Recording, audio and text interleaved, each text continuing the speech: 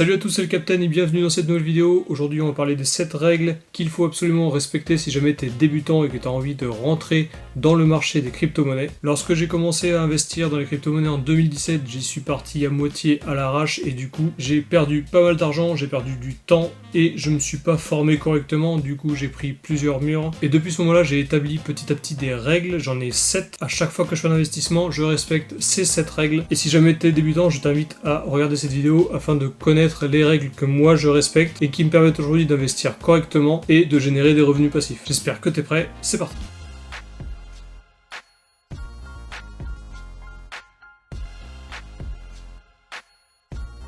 Tout d'abord, je te rappelle que je ne suis pas conseiller d'investissement, je suis juste un mec normal qui fait des investissements dans les crypto-monnaies et dans les marchés financiers. Si jamais tu es nouveau sur cette chaîne, je t'invite à t'abonner, à cliquer sur la cloche pour pas louper toutes les prochaines vidéos et à mettre un pouce également si jamais la vidéo te plaît. Je t'invite également à me rejoindre sur mon groupe Telegram si jamais tu veux en savoir plus sur tous les investissements que je propose et si tu veux rejoindre une communauté de plus de 200 investisseurs qui partagent et pas mal d'entraide, etc. Je te laisse cliquer sur le lien avec ton compte Telegram et tu rejoins directement. Allez, maintenant que tout ça est dit, je vais te donner les 7 règles que j'applique à chaque fois que je fais un nouvel investissement dans les crypto-monnaies ou dans les marchés financiers. La première règle, c'est de ne jamais investir $1 ou €1 que tu es prêt à perdre. L'investissement est très risqué, surtout dans les crypto-monnaies. Donc la règle numéro 1, c'est vraiment de ne pas investir de l'argent dont tu as besoin pour vivre. Si jamais tu es capable d'épargner tous les mois une partie de ton argent que tu gagnes, celui que tu dois allouer dans les crypto-monnaies et dans les investissements en général, ça doit être juste une petite partie de ce capital. Vu que le marché est très volatile et que tu es débutant, tu peux très bien commencer en faisant des conneries et si jamais tu perds tout ton argent, tu ne l'auras plus, ce sera terminé. Donc première règle, ne jamais dépenser un seul euro que tu n'es pas prêt de perdre. La deuxième règle, et c'est la plus importante à mon goût, c'est de se former. Il faut vraiment se former dans n'importe quel investissement, que ce soit juste d'acheter quelques crypto-monnaies d'un projet qu'on aime bien, ou juste acheter du bitcoin, etc., etc., ou même pire, faire du trading. Il faut vraiment se former, il faut savoir ce qu'on fait,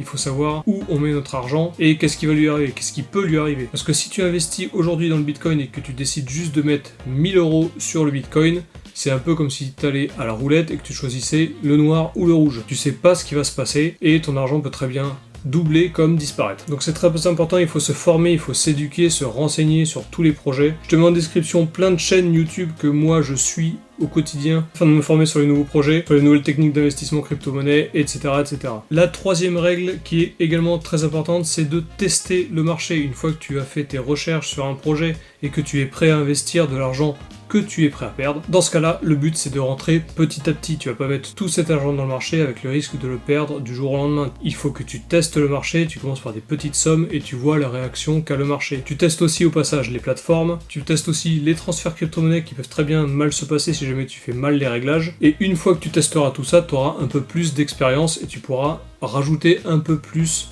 de ton capital. Mais voilà, rentrer tout doucement dans le marché, c'est la meilleure solution afin de vraiment comprendre comment il se comporte. Je te donne un exemple, si jamais tu découvres la crypto-monnaie aujourd'hui et que tu découvres une plateforme comme Binance ou Crypto.com par exemple, tu décides d'aller prendre la carte bleue Crypto.com ou Binance et d'acheter un petit peu de Bitcoin, un petit peu d'Ether. Si aujourd'hui ta capacité d'investissement est de 1000 € et que tu as fait tes propres recherches, tu sais où tu vas et tu sais dans quoi tu vas investir, et bien je te conseille pas de mettre ces 1000 € directement, de prendre la carte bleue et de faire du staking ou quoi que ce soit avec ces crypto-monnaies, mais plutôt de commencer en prenant juste la carte bleue, en achetant un petit peu de Bitcoin et d'attendre une semaine, 2 semaines, voire 3 semaines pour voir vraiment le comportement qu'il a. Pendant ces 3 semaines, tu peux continuer à te former en regardant des analystes qui analysent le marché et découvrir comment le marché réagit aux infos, par exemple aux news et aux tweets d'Elon Musk. Quatrième règle pour débutants pour investir dans ce marché, c'est de ne pas se laisser influencer. Lorsque tu investis dans le marché, c'est que tu as fait tes propres recherches, tu sais plus ou moins où tu vas et en plus de ça, tu vas tester le marché avec des petites sommes, donc il ne faut pas se prendre la tête avec tout ce qui se raconte sur Telegram,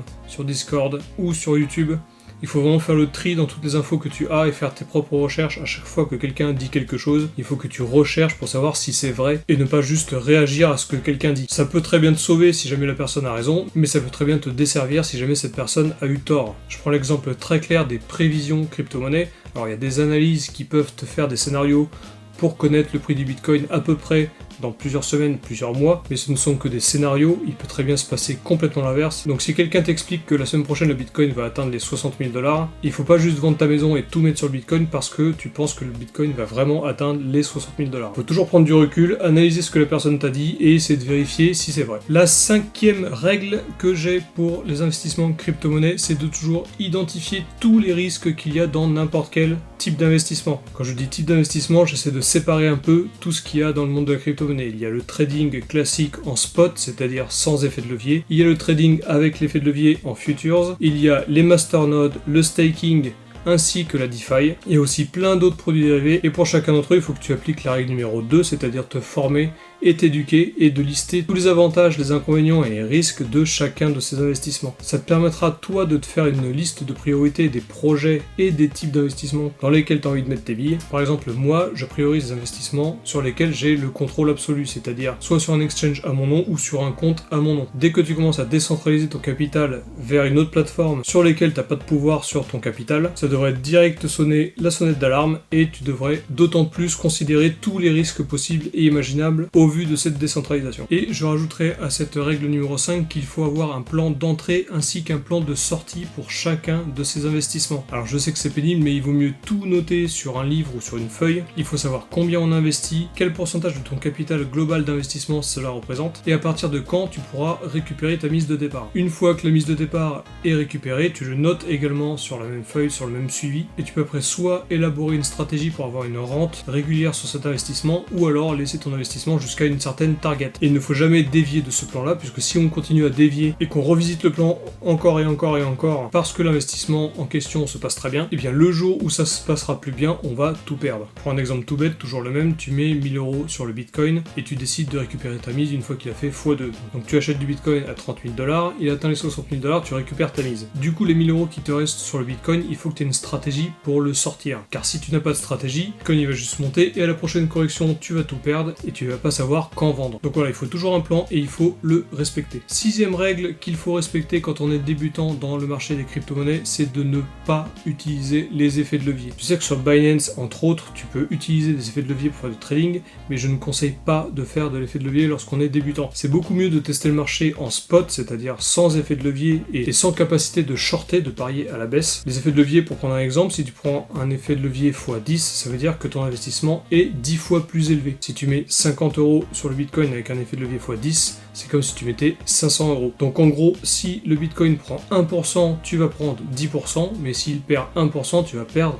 10%. C'est le meilleur moyen de se faire liquider. Une liquidation, ça veut dire que ton capital n'est plus assez élevé pour assumer la position, et du coup la position se clôture. Et c'est à ce moment-là que tu ne peux plus faire marche arrière. Et à ce moment-là, tu ne seras plus du tout en position. Donc si tu es débutant, pas de levier, oublie ça, garde-le pour plus tard quand tu te seras bien formé et bien éduqué. Et enfin, la 7e règle qu'il faut absolument respecter également dans les investissements en crypto-monnaie, c'est la diversification. Je t'invite vivement à te diversifier, c'est vraiment très important. Alors il faut pas non plus acheter 12 milliards de crypto-monnaies différentes, parce que déjà il y en a que 8000, et puis de toute façon tu ne pourras pas connaître tous les projets vers lesquels tu vas te pencher, c'est impossible. Moi je me limite à une dizaine ou une quinzaine de crypto-monnaies quand il s'agit de hold. Les hold, ce sont les crypto-monnaies qu'on achète et qu'on garde pour le très long terme. Pareil pour les différents investissements, c'est bien de se diversifier, il faut faire du staking, il faut faire du farming, tu peux aussi faire du minage, tu peux juste faire du trading, ou utiliser des algorithmes pour trader à ta place. Dans tout ça, tu dois être diversifié, et dans chacun de ces investissements, il faut encore que tu te diversifies. On va prendre l'exemple du staking. Si tu fais du staking, tu peux faire du staking sur les stablecoins, là où tu vas mettre la plus grosse partie de ton capital alloué au staking, puisqu'un stablecoin, c'est un coin qui est indexé sur le dollar, donc tu ne perdras pas d'argent à cause de la volatilité, puisque ton coin est indexé sur une monnaie stable. Mais tu peux également avoir des lignes de staking sur le Bitcoin, sur l'Ether